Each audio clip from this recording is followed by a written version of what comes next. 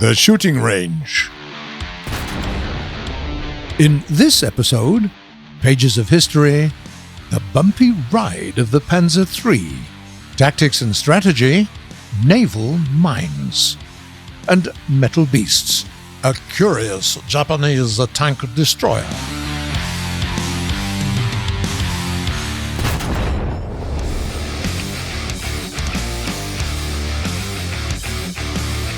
In today's episode, we'll tell you about a Japanese tank destroyer, the Chi-Ha long gun, found at BR 2.7. In the last months of World War II, the Imperial Japanese Army was in a rush, getting ready to invade the islands.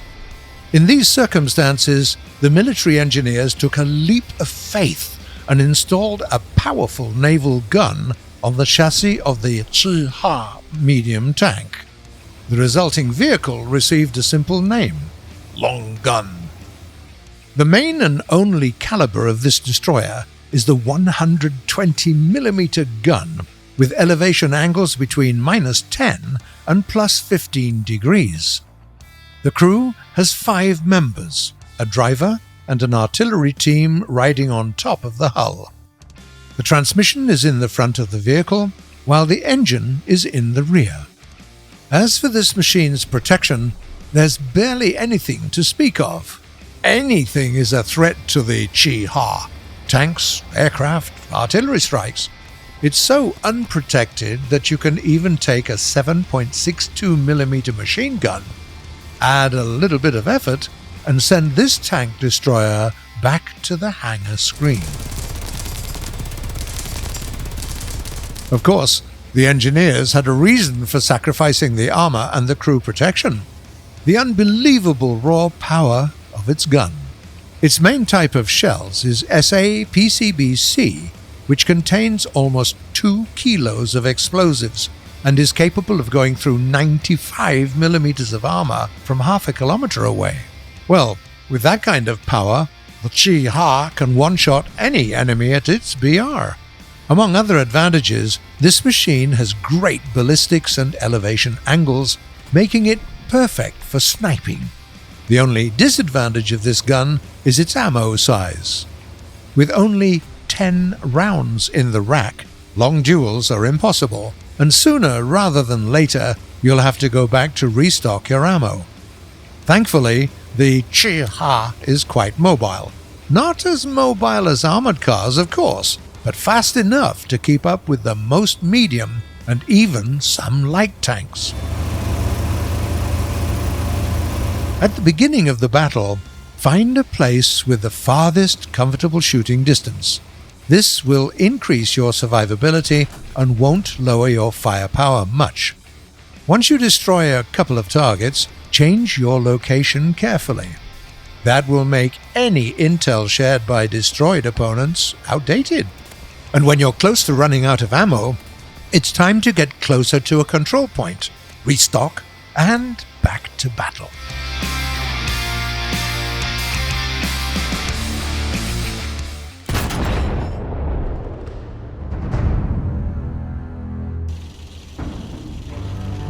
Among all the workhorses the Wehrmacht had, the Panzer IV seemed to be the only one that met all the expectations and had no big issues. As for the Panzer III, for instance, it had to undergo remodeling more than a couple of times and had numerous faults. Just think of it. The third model was produced with 5 different chassis, and some models had such vast differences that we can say they were separate tanks, only running under the same name. The issues started as early as the mid-1930s, when Daimler-Benz was working on an early Panzer III. Back then, it was a pretty good tank with a medium speed, bulletproof armor, and a 37mm gun. The engineers could not get it into shape, though. They had to limit the production to small batches, since each new batch brought new problems. Suspension turned out to be one of the biggest stumbling blocks and had to be redone 3 times. This series of unfortunate designs would have been even longer if Heinrich Kniekamp hadn't interfered. He was a talented engineer at the German Army Weapons Agency who had worked on half-track trucks and started designing new tanks in 1937. Kneepkamp wanted the new tank to be much more mobile than the Panzer III, with its disappointing top speed of 35 km per hour. Under his guidance, Daimler-Benz created a brand new chassis for the Panzer III with an independent torsion bar suspension, a more powerful engine, and an advanced transmission. The new gearbox with a vacuum modulator had 10 forward gears and 4 reverse. It was expected to increase the tank's maximum speed to an outstanding 70 kph, with double the frontal armor. The engineers put high hopes on the Panzer III, while the early threes had to be carefully produced in small batches. This model was scheduled 3 series ahead. However, the hopes were proven to be vain. The prototype didn't do well during the tests, and they had to abandon the sophisticated turning mechanism as well as rubber-cushioned tracks. Even simplified, though, these tanks were very difficult to make. The plan was to produce 96 Model E machines before the end of 1938, but in reality, Daimler-Benz only managed to assemble the first 9 of them in December, and in the spring of 1939, the production had to be completely stopped, all thanks to the complicated and expensive semi-automatic gearbox. The factory managed to assemble just 23 of them during the entire year, only to find out that they had to remake them later once again. By the start of World War II, the Panzer III production plan turned into complete failure, and the front lines were sending an endless influx of complaints. The semi-automatic control mechanism broke down too often, some gears wouldn't work, torsion bars and turning mechanisms broke down as well. Even the path rubbers couldn't sustain speeds above 40 km per hour. Unfortunately, the Panzer III had ultimately failed to become a racing tank. The Germans did improve it later, of course, by using a regular gearbox, such as on the Panzer IV, making it a reliable mass-produced tank by 1940. After years of trial and error, they finally came to a good chassis design that was used to produce many other vehicles, like the whole 9,000 of the Stug 3s. But that's another story for another time.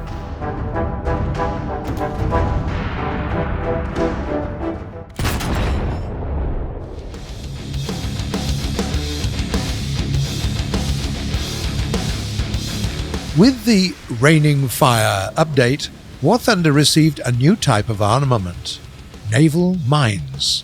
They're available on boats, ships, and even some planes. Let's start with the boats.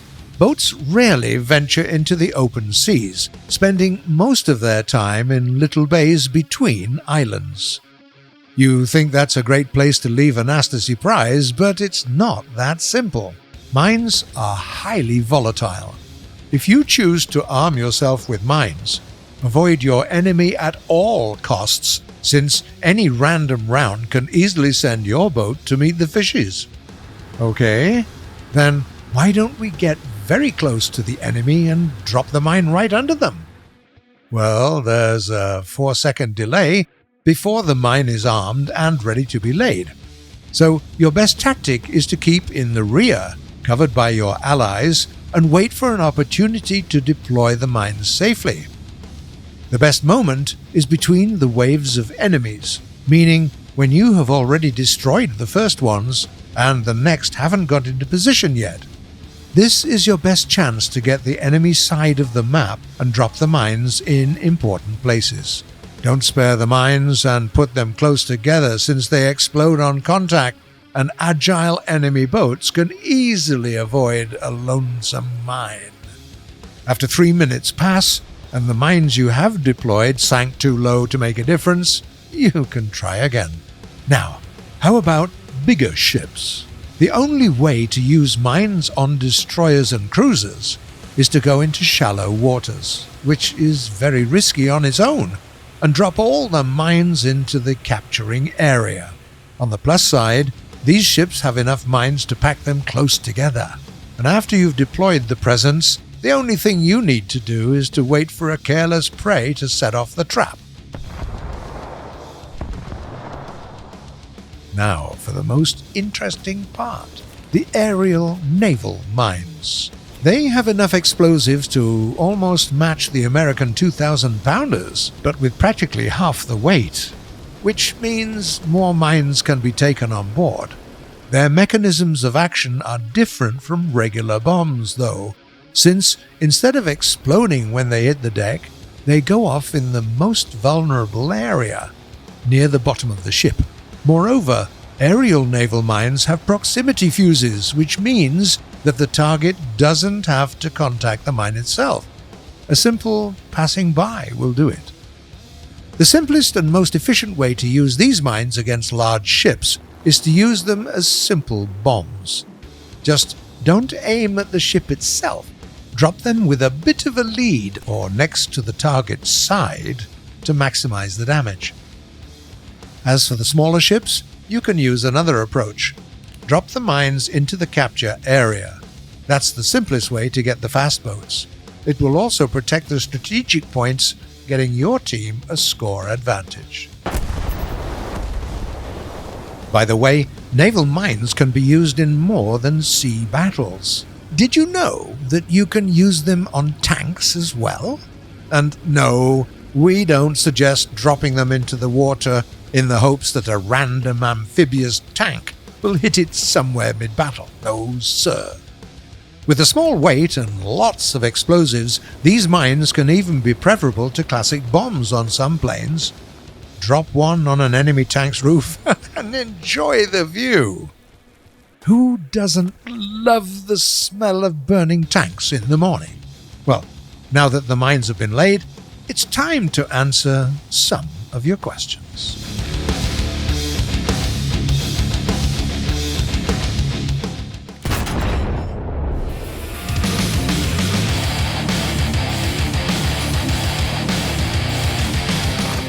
The first question was sent by a player called Leo Elisha. How to play the M46? Hi there. The M46 is one of the most universal medium tanks in War Thunder. Thanks to good armor and a powerful gun, it's good even for frontal attacks, and its high mobility will help you change positions quickly, as well as flank your opponents. This tank is good in a whole range of tactics, which is useful when you haven't decided on your favorite playstyle yet. The only advice we can give you is to choose your rounds wisely. The APC-BC-1 is great for when you can flank the enemy, while thick frontal armor requires the Heat FS-1. Sheev Palpatine asks, how to know which bombs will drop first? Hello, Sheev. You can use the weapon selector to set the priority for your bombs. Let us remind you where to find it.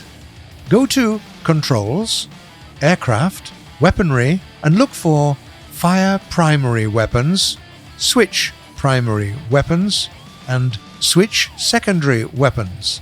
Then look into the top left corner of your screen to find the number of bombs available and the chosen caliber. That's what will drop first. Another question comes from Aris Sayed. What are the best vehicles if rank 4 and 5 in Germany? Hi Aris. As always, we tell you all the details about the most interesting vehicles in each tech tree in our Climbing the Ranks series. In ranks 4 and 5 for Germany, we love driving the King Tigers and the Leopard. As for planes, our favorites are late modifications of the Bf-109 and the G91R3. Alessio Stoner writes, Hi, which is the most versatile piston fighter in the game? Hello, Alessio. That's a good question. We believe each War Thunder pilot has a favorite aircraft that works best for both air and mixed battles for them. And since there's no single definite answer, we can say what we ourselves love most: the F-8F-1B Bearcat. This fighter has excellent flight performance and can carry up to 3,000 pounds of bombs. But even with no bombs left, the Bearcat can destroy light and even some medium tanks with its cannons.